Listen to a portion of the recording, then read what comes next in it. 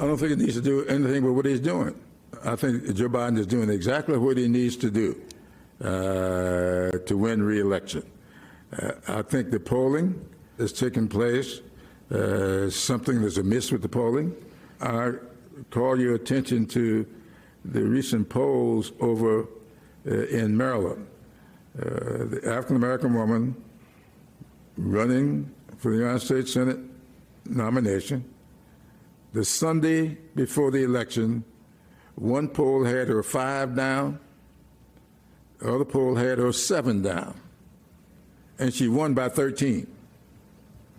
How do you explain that? That's 20 points. Yeah. So I have no idea what's going on with polling these days, but I do know this. The polls did not have Ossoff nor Warnock win in Georgia, and both of them won. Polls did not have Macbeth getting 80-something% in that district, but she did. Anybody who believes that Donald Trump will get 30% of the black male vote or 12% of the black female vote, I got a bridge down there on Johns Island, and I'll sell you. Let's bring right Democratic Congressman Jim Clyburn of South Carolina. He's the national co-chair for the Biden campaign. You know, Jim, that reminds me of two things. One is when a person running Trump's campaign back in 2020 tried to tell me he was going to get 20% of the black vote in 2020. I said, no, he isn't. Other thing it reminds me of, when I got elected, like at 30, 31, I had a lot of people coming in saying, okay, how did you win? And what do I need to do to win? And they start talking about these Republicans, these white Republicans start talking about how they're going to be the ones who are going to crack the code and they're going to get 30, 40% of the black vote. And before it came out of the mouth, I said, no, you're not. You're going to get 5%. And if you work really hard, you can get those numbers up. But the Trump people, the Trump people are doing it again. We're going to get 30%. I mean, talk about how you hear this year in and year out, and it just never comes to fruition for Republicans. Well, first of all, thank you very much for having me, Joe. You know, I don't understand why these platitudes that get thrown out there by Trump and others, especially some of his sycophants, are these people who really carry a message that we all know where it emanates from. Why they seem to think that that's Bible, that is what is going to happen. The fact of the matter is, people know what their conditions are. They watch these candidates, they listen to their rhetoric. And when you say, I've done more for African Americans than any president since Abraham Lincoln, then you have one of your supporters out here saying that all of a sudden things are going good during Jim Crow, and LBJ comes along, Lyndon Johnson. And because of his programs, things got bad for the black family. What were his programs? Number one, the 1964 Civil Rights Act, the 1965 Voting Rights Act, the 1968 Fair Housing Law, getting rid of redlining, keeping the black families in slum condition. That is a problem. And you're telling me that your guy proposing that we get rid of these kinds of programs, and now healthcare. Remember, President Trump, big problem with John McCain was that he cast a deciding vote that made the Affordable Care Act continue to exist. Now, you're telling me that black families are going to reward him for that? I just saw Mr. Editor Tomasky's piece.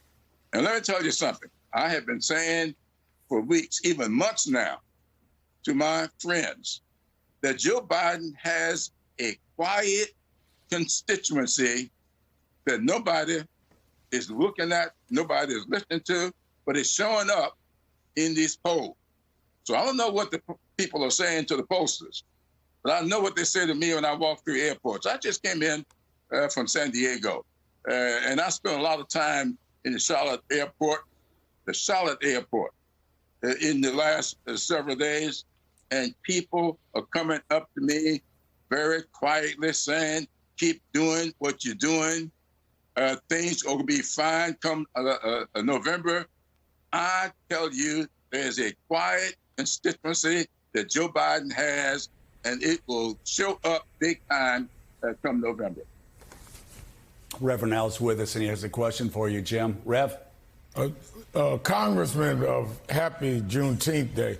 You before you went to Congress, you and your wife came out of the civil rights movement that really helped us to gain in your very young years the Voting Rights Act.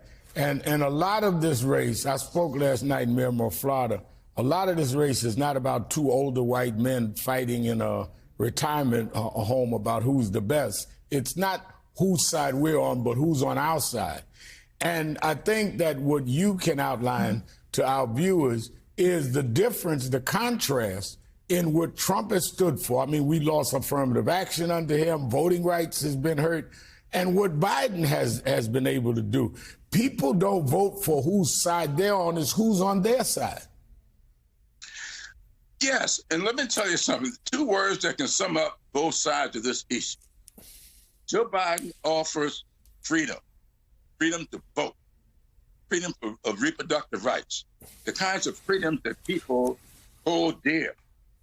The other side offer favor. You vote for me, and I will favor you in this way, that way, or the other. What are you going to do for my communities, for my family, for me personally?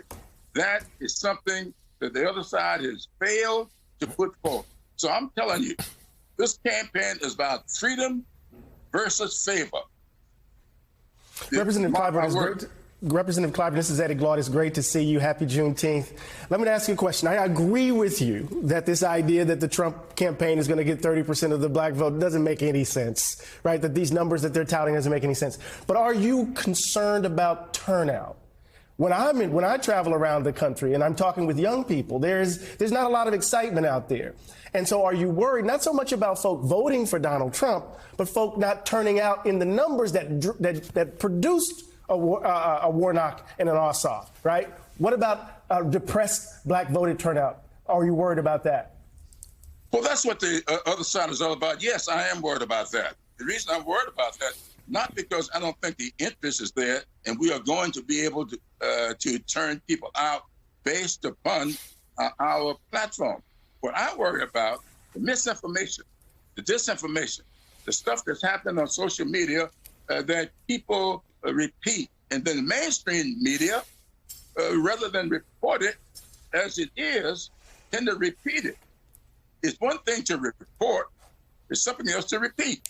And you keep repeating this rather than explaining exactly what's happening, that could depress turnout.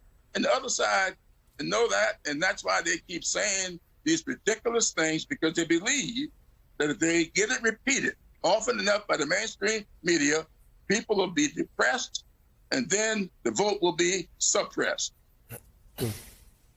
All right. Democratic Congressman Jim Clyburn of South Carolina, always great to see you. I appreciate you being here. Thank you very much. Happy Juneteenth. All right. Happy Juneteenth.